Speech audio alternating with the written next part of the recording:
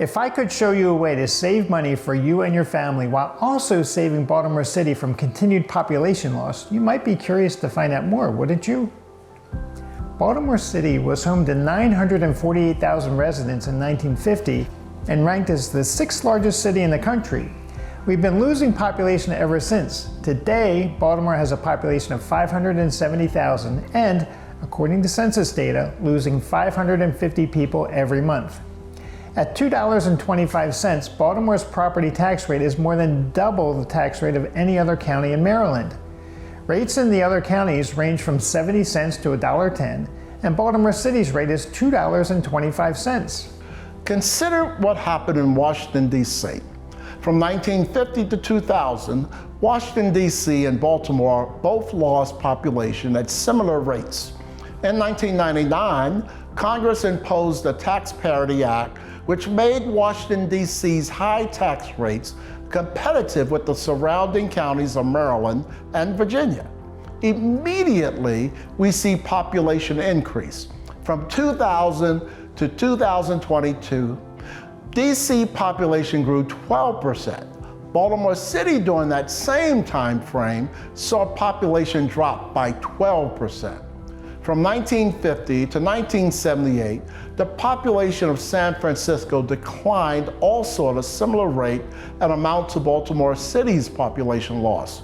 In this chart, the red line is population and the gray line is the property tax rate. In 1950, San Francisco tax rate was 1.5%. As the city lost population, the city lost revenue. Since it is people that pay taxes, the mayor and city council's response was to raise the property tax rate. As they lost more population, they raised the tax rate year after year until 1978, when the rate had gone up to 3%. Baltimore City took a similar path. In the 25 years from 1950 to 1975, as Baltimore City lost population, the mayor and city council raised the property tax 19 times. 19 years out of 25, the tax rate in Baltimore City was gradually increased. That is how we found ourselves in today's situation. A 1978 voter referendum in California changed the course in San Francisco. Proposition 13 was on the ballot and capped property tax rates at 1%. So San Francisco's property tax rate went from 3% to 1% overnight. But what happened? You can see an immediate turnaround in population. Population went up. With more people living in San Francisco and paying taxes to this city, the city's fortunes got better. Voters in Boston passed a ballot initiative in 1982 called Proposition 2.5, which made property tax rates in Boston City competitive and comparable to the rates in surrounding jurisdictions. Again, we see population loss turn into population gain. So San Francisco, population loss from 1950 to 1978, tax reform, population gain. Boston, population loss from 1950 to 1978, tax reform, population gain. Washington, D.C., population loss from 1950 to 1978, tax reform, population gain. Baltimore City, population loss from 1950 to 1978, no tax reform, population continues to go down. Let's take a look at crime. When population increases, crime goes down. In 1975, crime in San Francisco was 19% worse than Baltimore crime rate. By 2006, San Francisco crime rate was 20% lower than Baltimore's crime rate. Boston was a dangerous city in 1975, with a crime rate that was 53% worse than Baltimore's crime rate. By 2005, Baltimore's crime rate was 20% lower than Baltimore City. Consider Washington, D.C., which had a violent crime rate in 1990 that was 1% worse than Baltimore. By 2020, after tax reform, Baltimore, D.C.'s violent crime rate is 47% lower than Baltimore City. To summarize, when property tax rates are not competitive with surrounding counties, people leave. In San Francisco, Boston, and Washington, D.C., tax rates were much higher than surrounding jurisdictions. When rates became competitive in these 3 different cities, in 3 different parts of the country, in 3 different decades, they produced the same result: 1978, San Francisco voters reformed property taxes. Population went up and crime went down. 1982, Boston voters reformed property taxes. Population went up and crime went down. 2000, Congress imposed tax reform over Washington, D.C. Same result, population went up and crime went down. Mind you, in these cases, it wasn't the mayors and city councils that effected the change. It was the voters, by referendum, taking the lead. In order for Baltimore City to grow, it needs to have a tax rate in range with surrounding areas.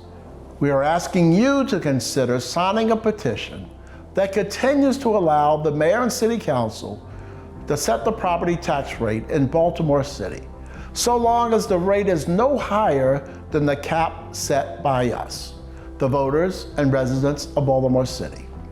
To be financially responsible, we gradually lower the cap over a 7-year period from the current tax rate of $2.25 to $1.20.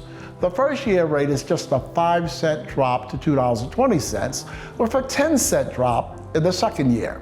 When fully implemented at $1.20, we will still have the highest tax rate in the state, but we will be competitive with Baltimore County's $1.10 and Anne Arundel's 98 cents. Once this is set in the charter, the politicians can't mess with it. If a business is deciding to locate in Baltimore City or Baltimore County, and they know with absolute certainty that the property tax rate will be $1.20, they are more likely to build in the city and create the needed jobs in Baltimore City. They will start buying land, paying transfer taxes and property taxes. They'll be paying permit fees and hiring contractors. This activity will start before 2031 when they know the rate is going to be competitive. Homeowners, now debating whether to live in the city or the county, can buy in the city knowing that their mortgage payment will go down every year as the cap on tax rates is lowered each year. This increased activity will grow our economy and bring new revenue into the city. As more people pay taxes, the rate can be lowered and the city will make the same money or more in tax revenue. There are 100,000 owner-occupied homes in Baltimore City, with an average value of $200,000. Current property tax on $200,000 homes is $4,500 per year. At Renew Baltimore's cap of $1.20, that homeowner pays only $2,400, saving $175 per month. What would you do with an extra $175 in your family's monthly budget?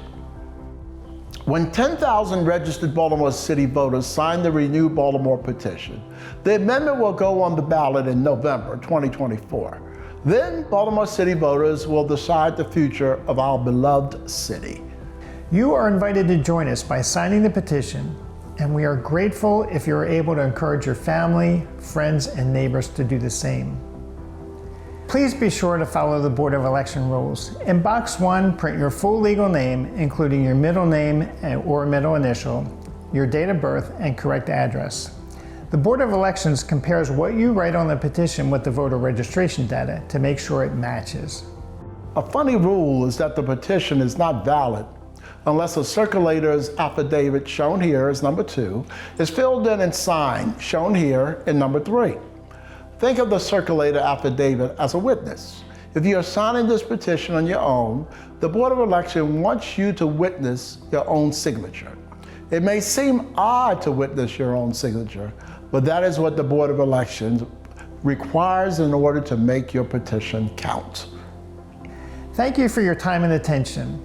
Is it fair to say that we all want to live in a vibrant and healthy city, a city that we love? Here's a chance to make a difference, to save money for you and your family, and play an important part in changing the direction of Baltimore City.